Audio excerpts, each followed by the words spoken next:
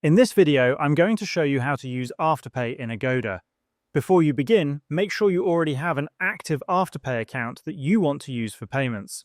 Once that is ready, open your Agoda app. Search for the hotel where you want to stay, tap on Choose My Room, and select the room option that suits you best. When you are on the Booking Details page, tap on Next Final Step to proceed. At this point, you will be directed to the Payment Details page. Scroll down until you see the section labeled Digital Payment. Tap on the drop-down menu and select Afterpay. Please note that Afterpay is available for most properties on Agoda, but not for every single one.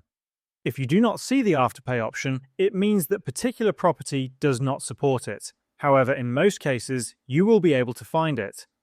Once you select Afterpay, tap on Pay with Afterpay. You will then be redirected to the Afterpay login page.